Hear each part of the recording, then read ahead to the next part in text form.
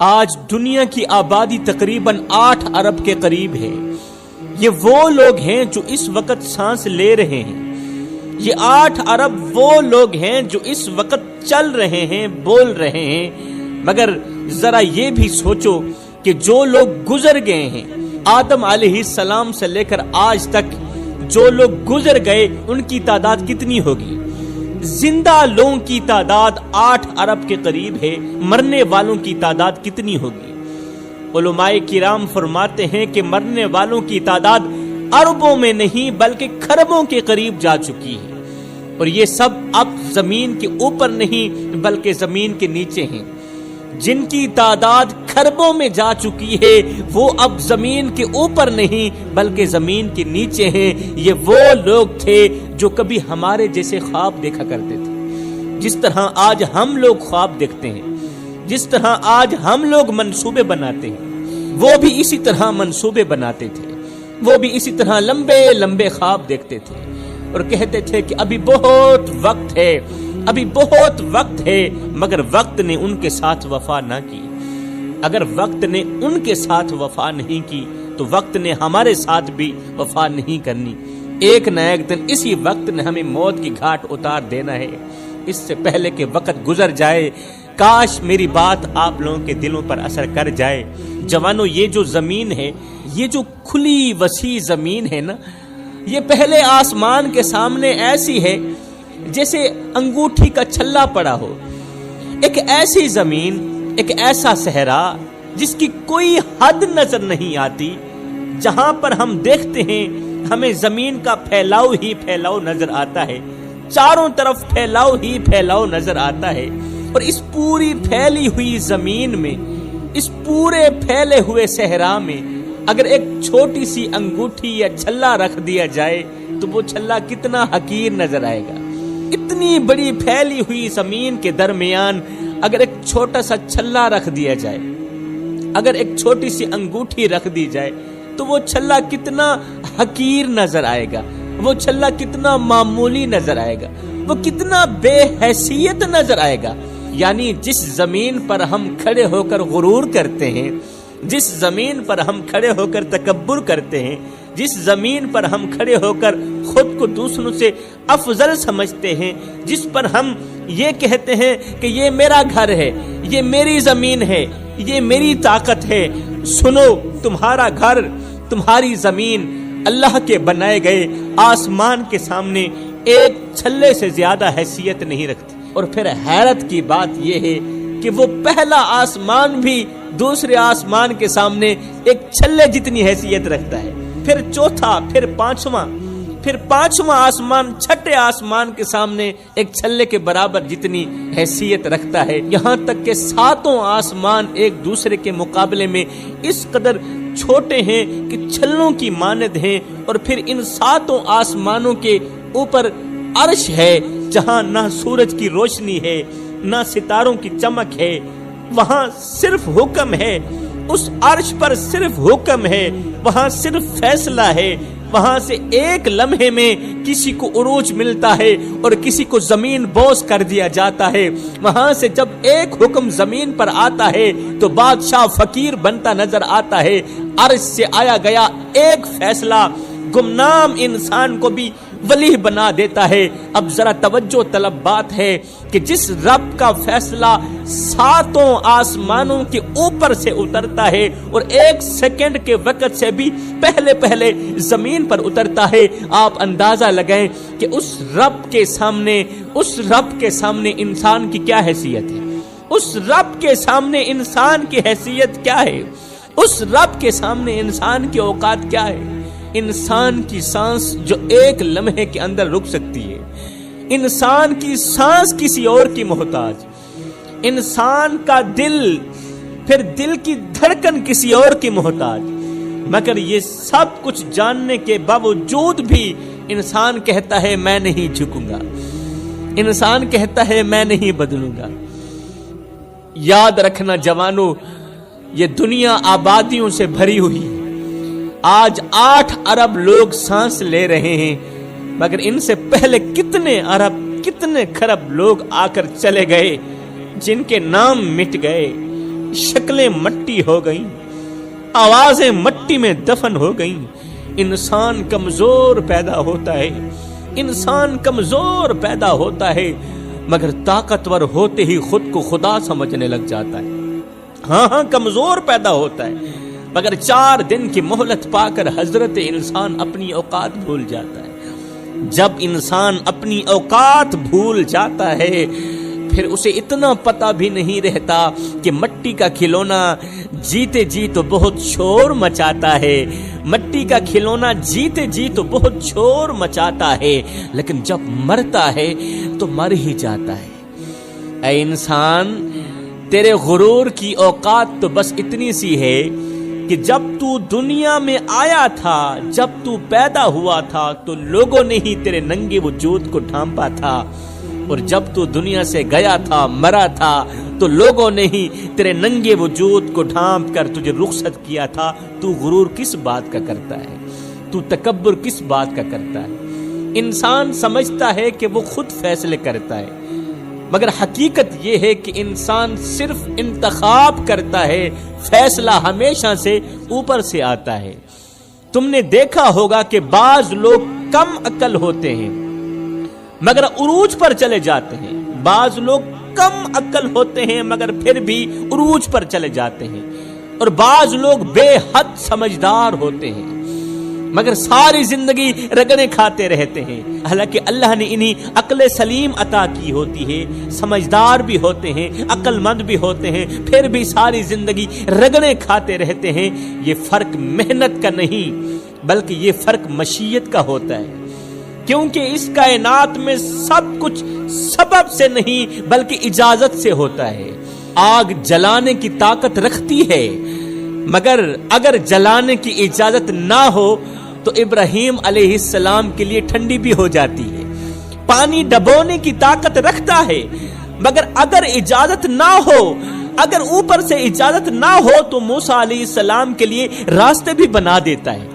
छुरी काटने की सलाहियत रखती है, छुरी काटने की ताकत रखती है, मगर इजाजत ना हो तो इस्माइल अलैहिस्सलाम की गर्दन पर बेअसर भी हो जाती है। अल्लाह का ये वो निजाम है जिसे दुनिया नहीं समझ सकती। इंसान समझता है कि वो महफूज है क्योंकि उसके पास ताले हैं, क्योंकि उसके पास मुहाफिज हैं, क्योंकि उसके पास बंदूकें हैं, क्योंकि उसके पास बैंक बैलेंस है, इसलिए इंसान समझता है कि वो महफूज है। मगर हकीकत ये है कि इंसान की हिफाजत सामान से नहीं अल्लाह के फरमान से होती है, अल्लाह की अमान से होती है।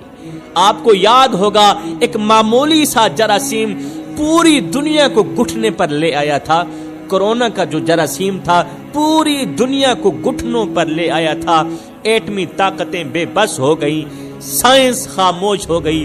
जब तमाम चीजें बेबस हो गई तब जाकर इंसान को पता चला कि इंसान कितना कमजोर है। हकीकत में असल ताकत उसके पास है जो नजर नहीं आता मगर सब कुछ चला रहा है, जो नजर नहीं आता मगर पूरी दुनिया का निजाम चला रहा है, पूरी दुनिया का सिस्टम चला रहा है। इसलिए अक्लमंद वो नहीं जो बहुत जानता हो, बल्कि अक्लमंद वो है जो ये जान ले कि वो कुछ भी नहीं जानता, लेकिन उसका यकीन पुख्ता होना चाहिए। अक्लमंद का यकीन पुख्ता होना चाहिए, जो कुछ भी नहीं जानता उसका यकीन पुख्ता होना चाहिए। जवानों, अब जरा एक तलख मगर जरूरी हकीकत को समझो।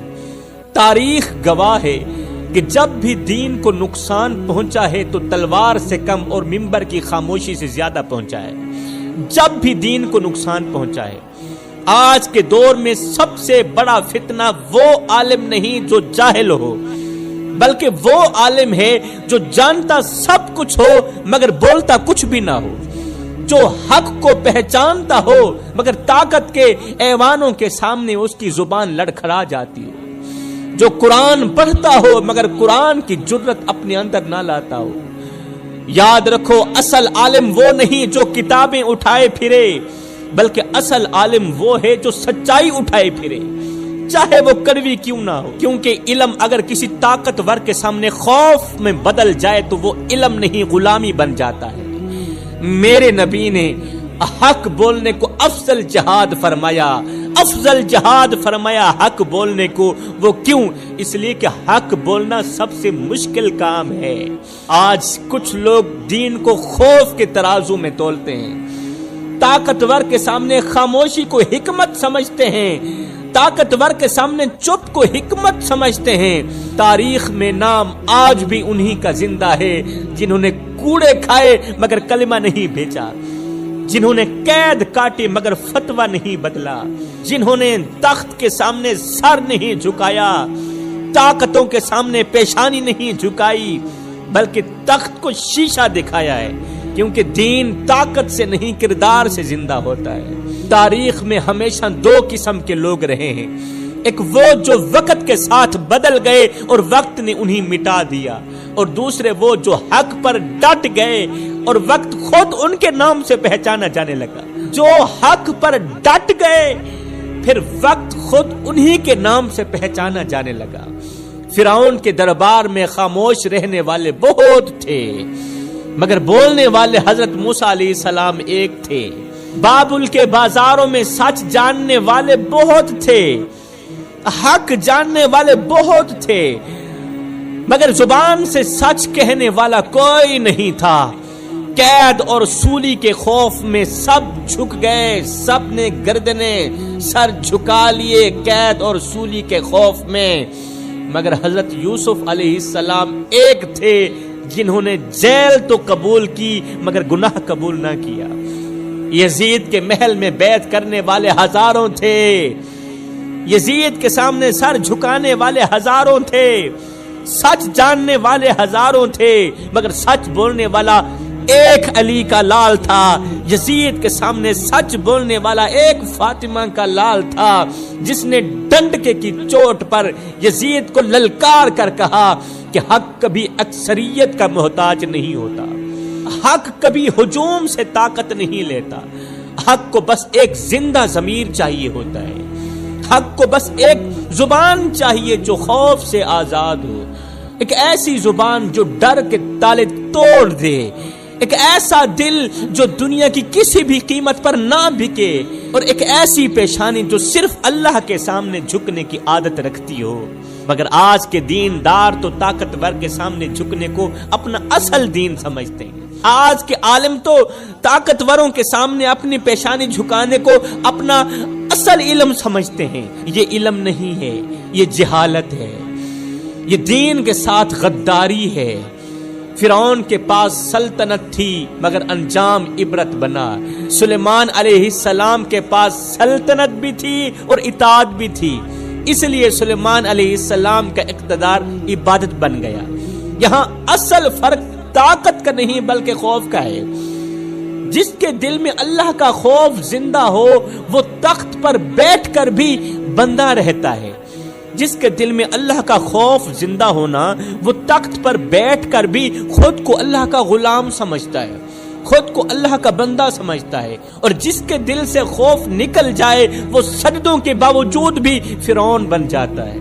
یاد رکھو، اللہ کی سب سے خطرناک سزا یہ نہیں کہ وہ تم سے نعمت چھین لے، بلکہ اللہ کی سب سے خطرناک سزا یہ ہے کہ وہ تمہیں نعمت دے کر تم سے شکر چھین لے، تمہیں اختیار دے کر تم سے جواب دینے کا احساس چھین لے، تمہیں علم دے کر تم سے عمل چھین لے. یہ اللہ کی سب سے بڑی سزا ہے، کیونکہ جب یہ سب چھن جاتا ہے تو انسان زندہ رہتے ہوئے بھی اللہ کی نظر میں مردہ ہو جاتا ہے. اور یہی وہ مقام ہے جہاں قومیں تاریخ سے نکل کر صرف عبرت کی کتابوں میں رہ جاتی ہیں. آپ نے بڑے بڑے حکمران دیکھے ہوں گے، لمبی گاڑیاں، اونچے محل، مگر یاد رکھو یہ شان نہیں، یہ امتحان ہوتا ہے. وہ حاکم جو خود کو قانون سمجھے، وہ حاکم جو خود کو مکمل قانون سمجھے وہ فرعون سے کم نہیں ہوتا. وہ حاکم جو حق کو دبائے وہ یزید سے کم نہیں ہوتا. فرعون نے بھی یہی کیا تھا، اس نے عدالت کو اپنے اشارے پر چلایا. پارلیمنٹ کے لوگ فرعون کی ایک انگل پر ناچتے رہتے تھے، اور آج بھی یہ سب کچھ ہو رہا ہے. جب قاضی قلم اٹھانے سے پہلے حاکم کی آنکھ دیکھے، جب قاضی قلم اٹھانے سے پہلے کسی پرائم منسٹر کی آنکھ دیکھے تو سمجھ لو عدل مر چکا ہے. جب کچہریوں میں بیٹھے جج قانون نہیں بلکہ اوپر والوں کے حکم سنے، بلکہ حاکم کے حکم سنے، وزیر اعلیٰ کے حکم سنے، تو سمجھ لو ظالم جیت گیا ہے اور مظلوم بیچارہ مر گیا ہے۔ یزید نے بھی یہی کیا تھا، اس نے پورے نظام کو اپنے خاندان کے حوالے کر دیا۔ یزید نے پورے نظام کو، پورے سسٹم کو اپنے ہی خاندان کے حوالے کر دیا تھا۔ اس دور کا کوئی وزیر تھا تو وہ بھی یزید کا اپنا تھا، کوئی نائب وزیر تھا تو وہ بھی یزید کا اپنا تھا، کوئی خزانہ سنبھالتا تھا تو وہ بھی یزید کا اپنا تھا، یہاں تک کہ فیصلہ کرنے والے جج بھی یزید نے اپنے بٹھا دیے۔ اور آج بھی دنیا میں وہی پرانی کہانی چل رہی ہے، وہی فرعون والی کہانی چل رہی ہے، وہی یزید والی کہانی چل رہی ہے۔ اسلام ہمیں یہ نہیں سکھاتا کہ تم کتنے طاقتور ہو، بلکہ یہ سکھاتا ہے کہ تم کتنے جواب دہ ہو۔ یہاں ہر نعمت امانت ہے، یہ صحت بھی امانت ہے، بولنے والی زبان امانت ہے، اولاد بھی امانت ہے، علم بھی امانت ہے، اور اقتدار ہو یا غربت دونوں آزمائش ہیں۔ غربت بھی آزمائش ہے اور اقتدار بھی آزمائش ہے، کیونکہ اللہ کے نزدیک اصل قدر مال کی نہیں بلکہ دل کے حال کی ہوتی ہے۔ ایک انسان ساری زندگی نماز پڑھتا رہے مگر دل میں تکبر پالے تو وہ اللہ سے دور ہو جاتا ہے، اور ایک انسان گناہوں میں ڈوبا رہے مگر دل میں ندامت رکھ لے تو وہ اللہ تعالیٰ کے بالکل قریب ہو جاتا ہے۔ یہ اسلام کا وہ باریک نقطہ ہے جو ہر کسی کی سمجھ میں نہیں آتا۔ شیطان نے تکبر کیا تھا، اس لیے عبادت کے باوجود مردود ہو گیا، اور آدم علیہ السلام سے بھی لغزش ہوئی تھی مگر انہوں نے عاجزی کی، خاشیت الہی میں روئے۔ 350 سال آدم علیہ السلام روتے رہے، اس لیے اللہ کے بالکل قریب ہو گئے۔ یہی وجہ ہے کہ اسلام ظاہری دینداری سے زیادہ باطنی دینداری مانگتا ہے۔ وہ ہمیں سکھاتا ہے کہ زبان سے نہیں عمل سے بندگی کرو، کیونکہ اصل جہاد میدان میں نہیں ہوتا، اصل جہاد تو دل کے اندر ہوتا ہے۔ جو اپنے نفس کو قابو میں لے لے وہ اللہ کے نزدیک کامیاب ہے، اور جو نفس کا غلام بن جائے وہ بظاہر تو نیک ہوتا ہے مگر اللہ سے بہت زیادہ دور ہو جاتا ہے۔ یاد رکھو میرے بھائیو، قبر میں نہ تمہاری جماعت کام آئے گی، نہ تمہارا مسلک کام آئے گا، نہ تمہاری پہچان کام آئے گی۔ وہاں صرف یہ پوچھا جائے گا کہ تم نے حق جان کر کیا کیا، امانت پا کر کیا لوٹایا، گناہ کر کے توبہ کی یا ضد پر اڑے رہے۔ یہی وہ اسلامی سچ ہے جو دلوں کو بدلتا ہے میرے بھائی، کیونکہ اسلام انسان کو تخت سے نہیں خاک سے جوڑتا ہے، اور جو خاک سے جڑ جائے اللہ اسے آسمانوں میں بلند کر دیتا ہے۔ اللہ فرماتا ہے میرے بندے، تو لوگوں کے آگے تو ہاتھ پھیلاتا ہے، میں رب کے آگے ہاتھ کیوں نہیں پھیلاتا؟ لوگوں کے آگے، دنیا والوں کے آگے، چودھریوں کے آگے، نمبرداروں کے آگے ہاتھ پھیلاتے ہوئے تجھے شرم نہیں آتی؟ میں رب کے آگے ہاتھ پھیلاتے ہوئے تو کیوں شرماتا ہے؟ لوگوں کے لیے تو وقت نکالتا ہے، کبھی کبھار میں رب کے لیے بھی وقت نکال لیا کر۔ اللہ فرماتا ہے میرے بندے، تو کرتا وہ ہے جو تو چاہتا ہے، پر ہوتا وہ ہے جو میں رب چاہتا ہوں۔ اے میرے بندے، تو وہ کر جو میں چاہتا ہوں، پھر ہوگا وہی جو تو چاہتا ہے۔ ایک بار تو اپنی چاہت کو میں رب کی چاہت پہ قربان کر کے تو دیکھ، ایک بار تو اپنی رضا کو میں رب کی رضا پہ قربان کر کے تو دیکھ، پھر وہ وقت دور نہیں، وہ وقت بالکل قریب ہے جب اوپر سے آواز آئے گی فَاذْكُرُونِي أَذْكُرُكُمْ۔ میرے بندے، اب تو میرا ذکر زمین پہ بیٹھ کے کر، میں تیرا ذکر عرش بری پہ بیٹھ کے کرتا ہوں۔ تو میرا ذکر گنہگاروں کی صف میں بیٹھ کے کرے گا، جب میں تیرا ذکر کروں گا گنہگاروں کی صف میں بیٹھ کے نہیں کروں گا بلکہ معصوم فرشتوں کی صف میں بیٹھ کے کروں گا۔ میں دعا کرتا ہوں اللہ تعالی ہمیں حق سچ بولنے کی توفیق عطا فرمائے، آمین ثم آمین، وما علینا الا البلاغ المبین۔